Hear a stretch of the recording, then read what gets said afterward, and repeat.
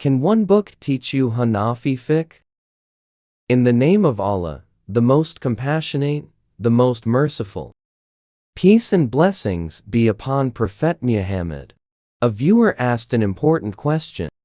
If someone wants to learn Hanafi Fiqh, the Hanafi school of Islamic jurisprudence, is it enough to read Imam al-Marghinani's Al-Hidayah by themselves? The honest answer is no, but that does not make the book unimportant.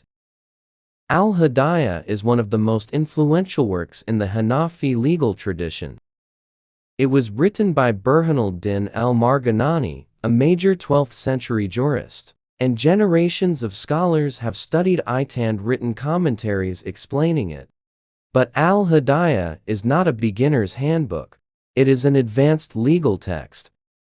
It discusses rulings, competing positions, legal reasoning, and arguments used within the Hanafi school. Its concise language often assumes that the reader already understands Arabic grammar, legal terminology, principles of jurisprudence, hadith studies, and the structure of the madhhab, or legal school.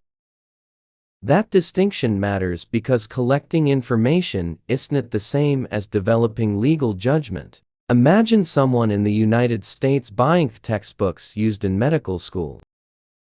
They study anatomy, pharmacology, and surgery at home for several years. They may learn a great deal. But no responsible hospital would allow that person to perform surgery simply because they finished the books. Professional knowledge includes more than written information. It includes supervised training, correction, experience, judgment, and knowing how general principles apply to real human situations. The same principle applies to Islamic jurisprudence. A person may read many books and memorize many rulings, yet still misunderstand which opinion is authoritative, which rule has exceptions, which conclusion depends on local custom, and which answer changes because of the circumstances. This becomes even more important when someone wants to issue a fatwa. A fatwa is not a casual opinion, an online reaction, or a quotation copied from a search result. It is a religious judgment given in response to a particular question. The scholar must understand the tradition and the facts of the case. The later Hanafi jurist Ibn Abidin wrote specifically about the method and responsibility of giving fatwas. His work explains that a mufti must know how opinions are ranked, how established positions are identified, and how custom and changing circumstances can affect an answer.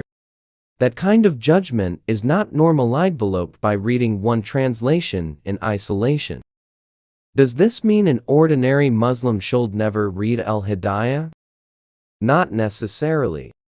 An advanced book can be beneficial when the reader understands what it is and what it is not. It can introduce the richness of Hanafi reasoning and reveal centuries of analysis, disagreement, refinement, and careful debate. The danger begins when a reader moves from learning to declaring. There is a major difference between saying, "I read that one Hanafi jurist held this view," and saying, "Islam's ruling for your situation is definitely this." The first statement reports information. The second assumes the authority and responsibility of legal judgment. Translations create another challenge. Every translation involves choices. One Arabic legal term may carry several technical meanings that cannot be transferred perfectly into ordinary English. A translator may choose the closest word, but a beginner may understand it in its severity American meaning rather than its specialized legal meaning.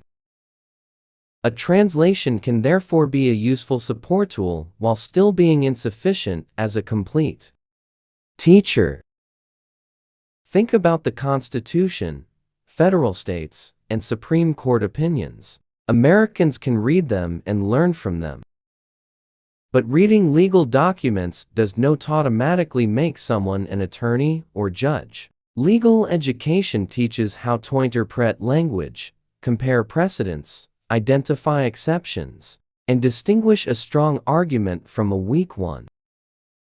Hanafi Fiqh also has a method, vocabulary, and hierarchy of sources and opinions. A qualified teacher helps students see what is hidden behind a short sentence. The teacher explains why a ruling appears in that chapter, what earlier jurists said, where scholars disagreed, and how the rule should and should not be applied.